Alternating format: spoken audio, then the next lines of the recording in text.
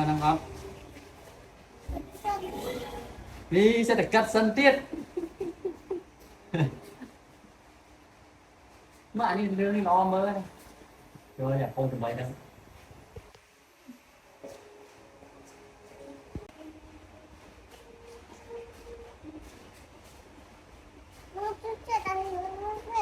รอนะตัวเจ๊แดง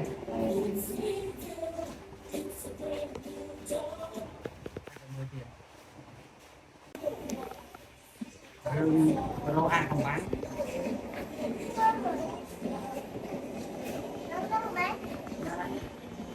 ของมันคิดจะรอมันมีอยู่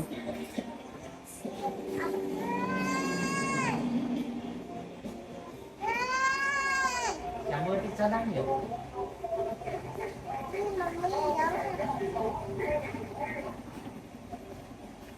cái rô ban chiên mua vô cái mới nè nè mơ hả mơ á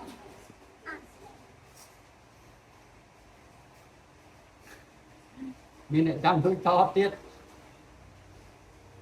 đây nữa đây đi tiết anh lên lên nhiệt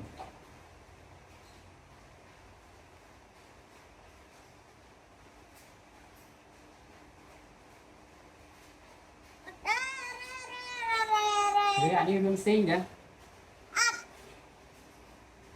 đâu đi kia nhỉ trong mà rồi lương ra đấy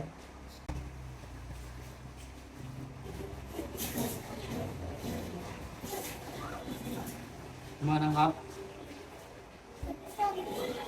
đi sẽ được cắt sân tiết mà anh đi lương đi lo mơ này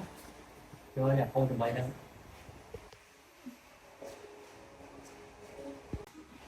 อันนี้เรื่องเอามืออ่ะที่โตเมื่อกี้น่ะนี่ Tomorrow, baby boss. บอสเบบี้อ่ะ Yeah.